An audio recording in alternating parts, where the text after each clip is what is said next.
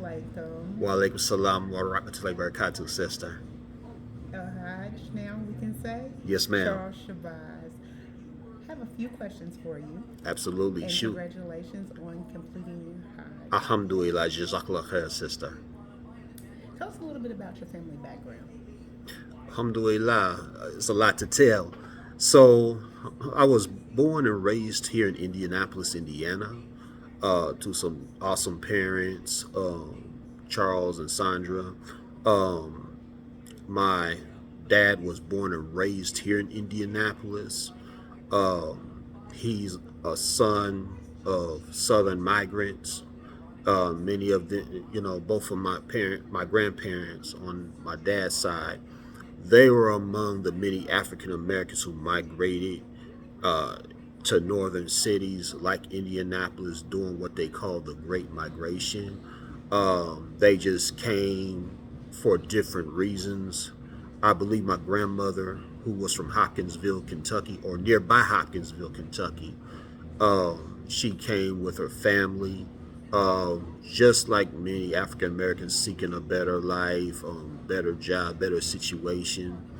My grandfather, on the other hand, was born in Mobile, Alabama, and he was raised in a very small town in eastern Mississippi by the Alabama state line called Shabuda, Mississippi. Yeah, it's one of those towns that only have one stoplight, so you pass through it with a blink of an eye. You went through it without realizing it. But he came here from a different circumstance because there was an incident where he and a cousin, they were hanging out together. They were like brothers. And so some Caucasian guy was talking smack, calling them out of their name, calling them racial slurs and that type of thing. So more likely, I believe he physically assaulted either my grandfather or his cousin, and his cousin, my grandfather's cousin, I believe, knocked him down, took care of him, basically. So, in those days, it didn't matter what Caucasian people did to you, especially down south. You do not fight back at them, unfortunately. So, as a result, my grandfather's aunt, which is his cousin's mom, overheard a group of Caucasian men that they were going to gather together and go after him and my grandfather. So his mom, my grandfather's aunt, warned them about that. So whatever you can take, whatever you can, and leave. And so they left that night from Mississippi here to Indianapolis. As far as my mother is concerned, her name is Sandra. She's a retired educator. Just keep her in our duas, because she's struggling in her health. But nevertheless, mashallah, she's 81. Inshallah, she'll be 82 in November 15th. It's funny that our birthdays are 10 days apart, right? And I'm the 25th.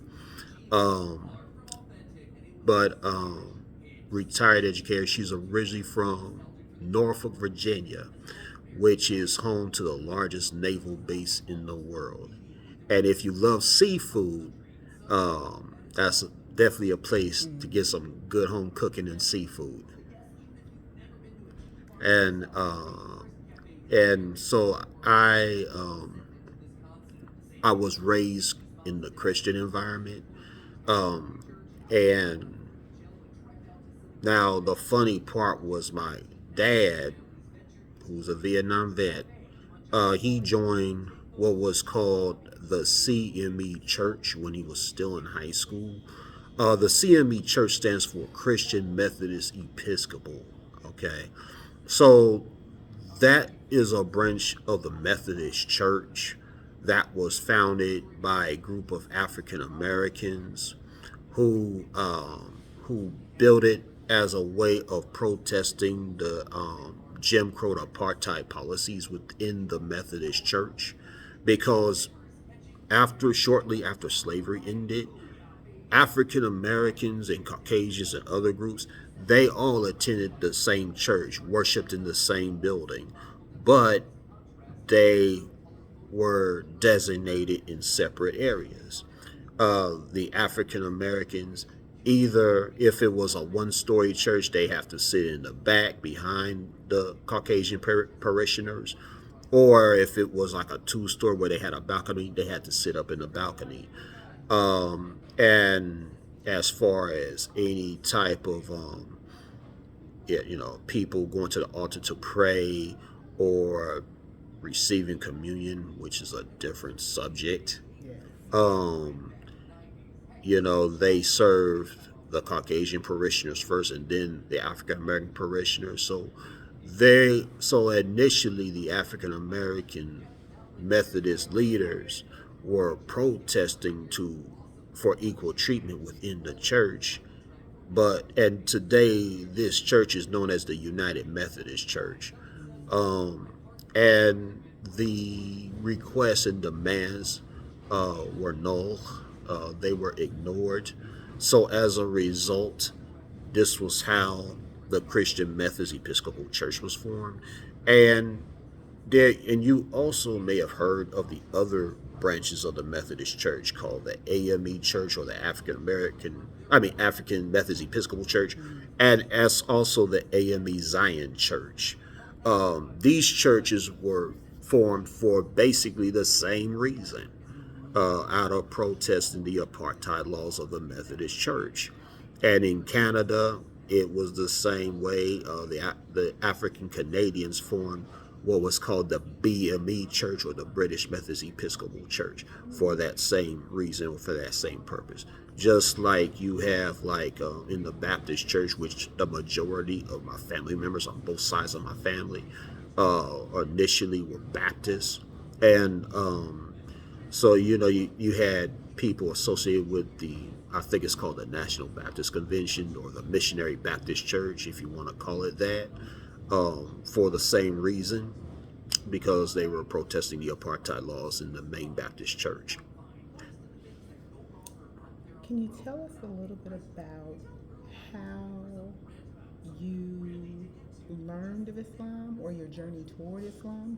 Absolutely. Islam? Yes, ma'am. Absolutely. So it's basically a long story. So I've always been a big sports fan.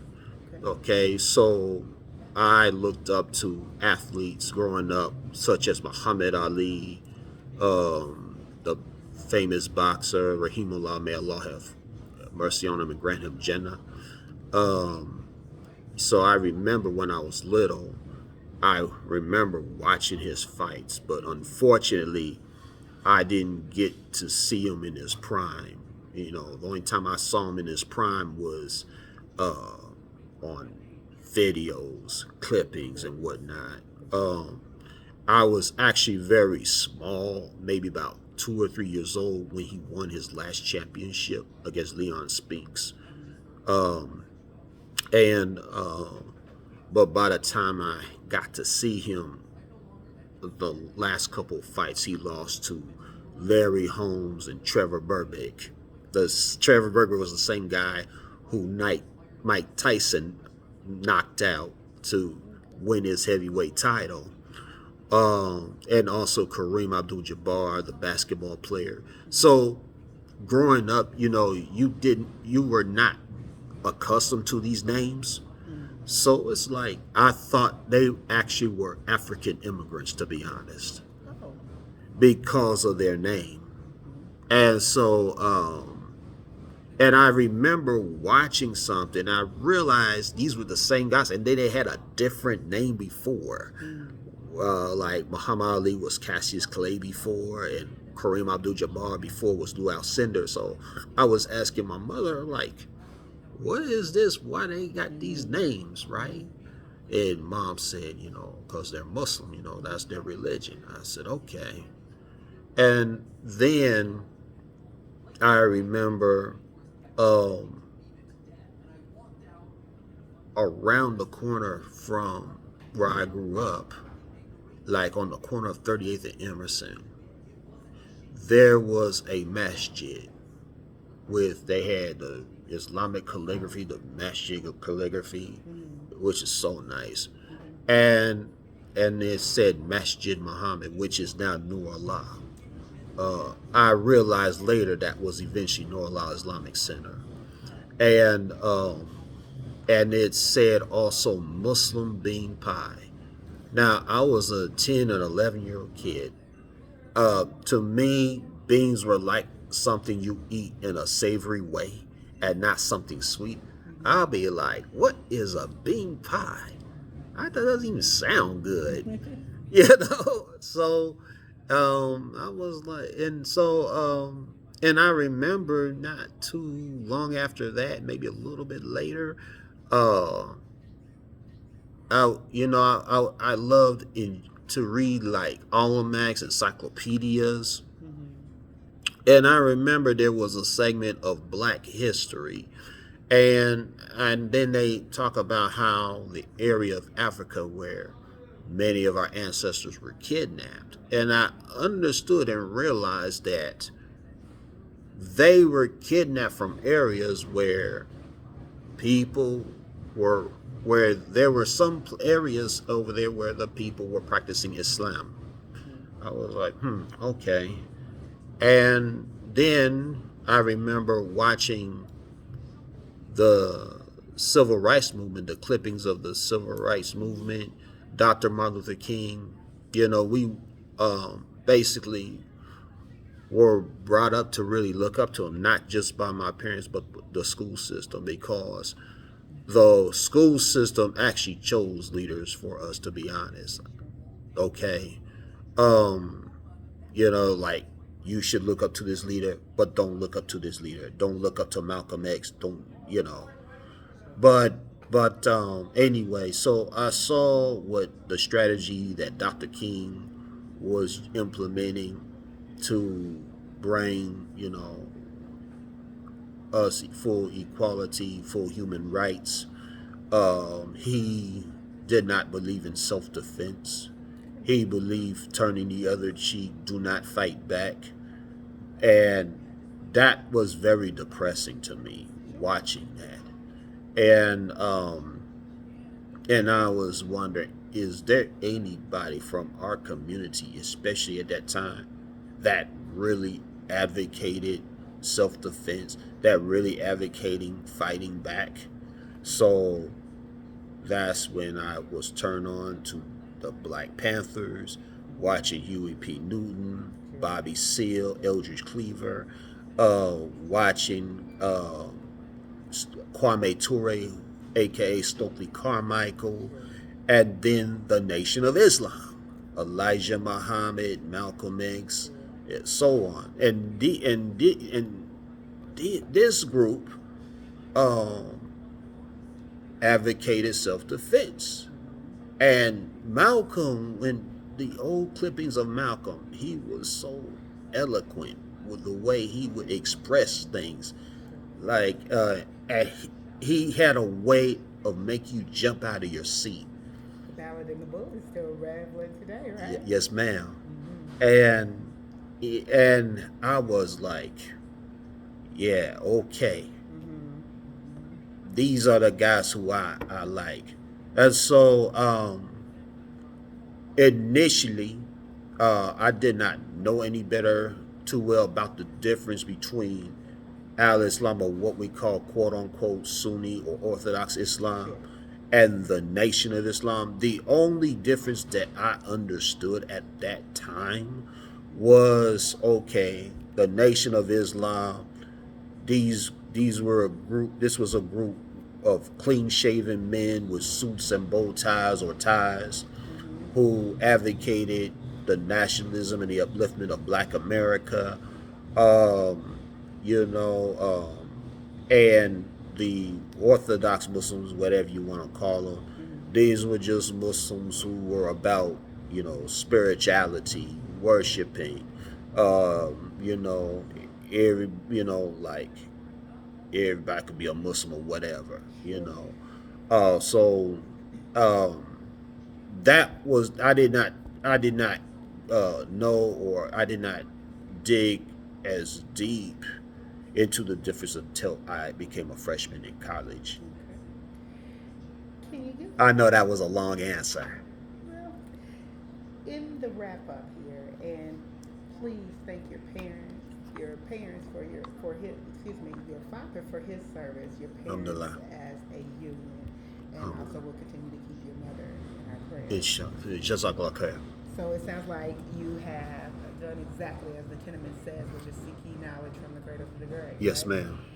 Could you tell us in the final few minutes that we have, the final 5 minutes that we have, about your experiences on Hajj, as we now Yes. call you a Hajj, Shabazz, Yes. as well as what you're currently doing in the community and a summation of what you've done in the community of Al Islam? Alhamdulillah. Alhamdulillah.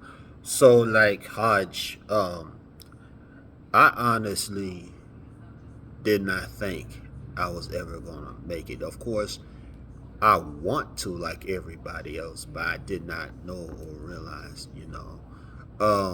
it just came. So, my wife, she, may Allah, preserve her. She, did Umrah. Okay. Okay, that was back in November. Okay. She, along with my daughter and my son-in-law, right? And I think I know she invited me to come to Umrah. I told her I do not want to come to Umrah until I make Hajj. Okay. Um, I want to make Hajj before I do anything else, especially world travel, right? Um, then mashallah, my wife was working hard to, you know, get us to go on Hajj because we said like a long time ago that we want to do Hajj together, Mm-hmm. and uh, and I'm kind of advertising here for people. So she went on the Souk, which is a site that you go on Mm-hmm. to register. You have to register your information, and you have to put your pictures in, your passport number, the whole nine. Mm-hmm. It's and it's a real trial, because like they want your picture, your photo to Sure. be specific, right? Sure. It was a trial itself. I Absolutely. mean, we almost thought a couple times we weren't gonna have our application accepted, um, but mashallah, we were able to get accepted. It was also three of my in-laws. Alhamdulillah, we were all part of that. Eventually, we were all part of our same package. To make the long story short, and we had the package through Dar es Salaam travel Mm-hmm. package. Mm-hmm. Um, and so fast forward, we eventually had our visas, etc. Had my vaccinations, had our vaccinations. You have to have a meningitis vaccine to get into Saudi. Okay. Um, so fast forward, uh, Flight was how long, and then arriving at Hajj? yes, ma'am. So we flew from O'Hare Airport in Chicago to Istanbul. Okay. That took 11 hours. Wow. Okay. Now, I was wondering how a long flight would be because I'd never traveled that far in the world before. And actually, it wasn't as bad as I thought it would be because they had so many things you can do on that plane. We rode on Turkish Airlines, Wow. and you can watch your own. You can select movies you can watch. You can play games. They got food on the plane, Yeah. So and of course you could sleep. Yeah. Mm-hmm. So there was so much to do, and in that time span, the only issue I had with the flight itself was I'm relatively tall, I'm 6'1", so I had to stretch, Mm-hmm. But other than that, the flight wasn't bad at all. So it was 11 hours from Chicago to O'Hare, and then from Istanbul to Medina, it was 4 hours. Okay. So the flight, that distance wasn't too bad. And once you arrived at Hajj? So we flew to Medina at first, so we stayed for a couple of days. And we stayed in a hotel, I think it was called Movenpick, which is a Okay. Swiss hotel. Okay. And you and in our room you can actually see Masjid al Nawabi. Uh, uh, of yeah, Profit. uh, yeah, Masjid al Nabi, the Masjid of the Prophet Sallallahu Alaihi Wasallam. And it is such an awesome sight to see, especially at night. Oh, wow. And so at every opportunity, if we were here, we if we were at the hotel, we would take advantage of every opportunity to go out to Anabi and make our salat, right? And I think there was one time I did miss going to Anabi when I was there, but that was okay. They had a prayer room, and in that prayer room, you didn't have to have a brothers leading salat. You because you can hear uh, the imam speak because they had loudspeakers in the hotel. Alhamdulillah, and you just make salat along with them. Okay. And you and so we also one day we also got to go do Radwa. What that is, Radwa is where it's between the grave of the Rasulullah Sallallahu Alaihi Wasallam and where and the minbar where he would speak from when he would preach. And we would spend time over there. We would do Salatul Maghrib, and there's a beautiful blessing on that where it states that the first people who go to Jannah were those who did the Maghrib in Radwa. So I did not realize how beautiful of a blessing it was I was involved in, mashallah. Um, and then while we were there was a brother who was originally from Toronto. Uh, he was a tour guide with us. His name is Imam Muslim, Samir Muslim. I think that's his name. His folks are from Eritrea, but he's from Toronto. But he guided us through all the different places to go. Um, and different masajid. We went to Mount Yahud, where the Battle of Yahud took place. Um, we went to see the cemetery where many of those who were martyred during the Battle of Yahud were buried, including Hamza, the uncle of Rasulullah Sallallahu Alaihi Wasallam. He was buried there. We got to go to Masjid Bilal ibn Rabah in Medina, and beautiful masjid, and even down in the lower level of the masala, they have a shopping mall where you shop. Oh, wow. But when the adhan is called, just like everywhere else, they close down the mall and make their salat.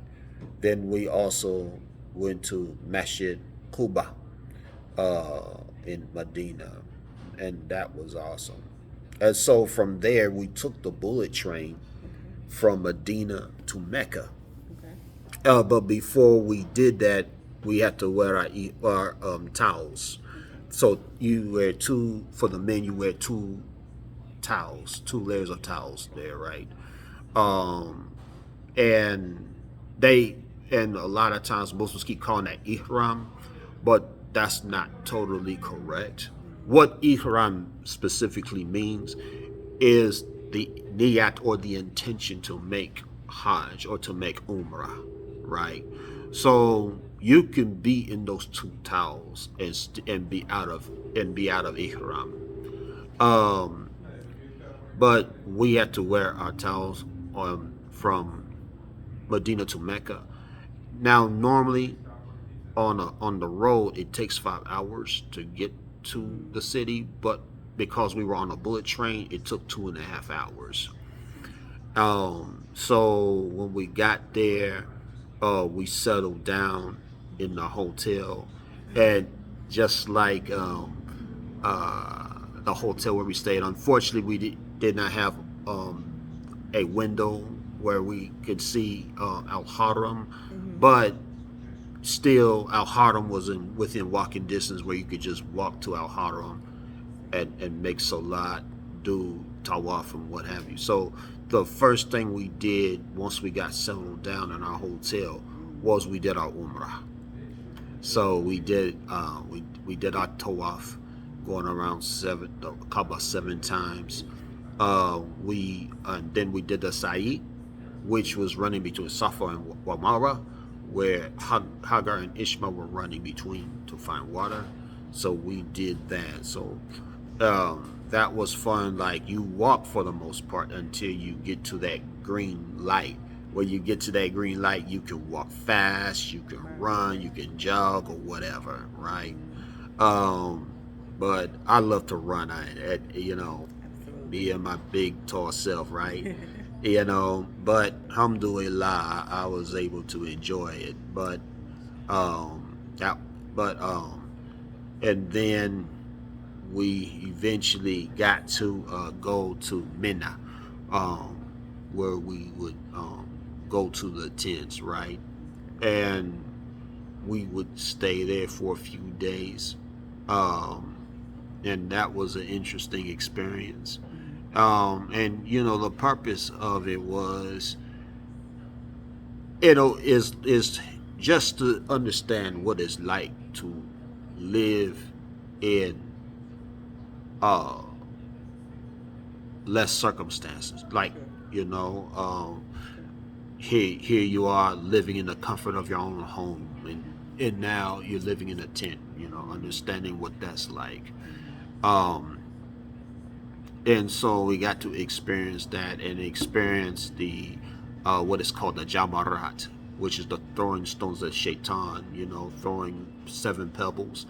And when you throw the 7 pebbles, I mean, some of the people were into it.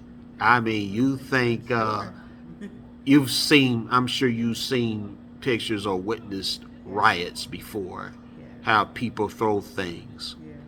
And definitely you saw a huge rebellion, a huge riot against Shaitan, right? And yeah, alhamdulillah. So, but we made sure that we got as close to the pillar as possible so we can actually throw rocks at him. And going back to the tawaf, when you circle, you trace how many you went by passing the black stone, right? Then you say Subhanallah, Allah Akbar every time you pass the black stone. And alhamdulillah, my nephew and I, we were able to touch the wall of the Kaaba, mashallah.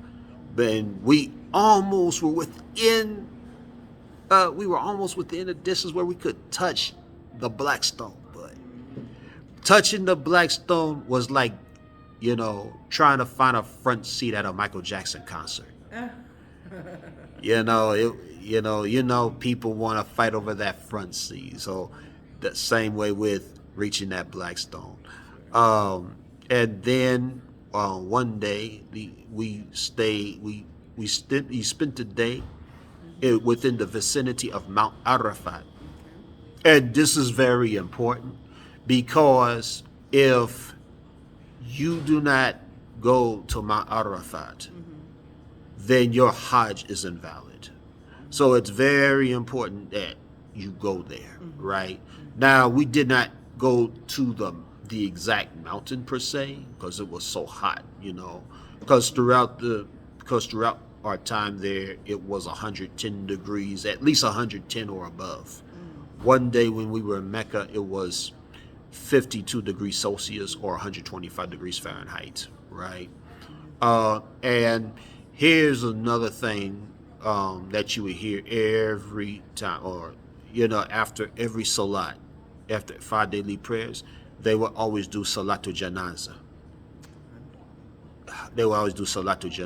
So, because people die all the time, especially over there, right? and it was like 1,000 people I think died when we were there. You know, and there was a lot of them did not come with visas, right? Some tried to get in, some were able to get in illegally, you know, without, you know, proper paper. And unfortunately, you had some that had what do you call fraudulent tour packages. Oh wow, You know, that's unfortunate. that's definitely unfortunate. But For some, Masha, it's a pilgrimage, and for others, it's a come up probably. yeah, The safety and security may be another yeah, discussion at a later time that we yes, may need ma'am. to Yes, add to ma'am. it. Absolutely. But alhamdulillah, Allah blessed us and was watching out for us. Allah had our back, you know. Uh, and but Mount Arafat, just like anywhere else, you got to meet people. It, you got to meet people who from all over the world.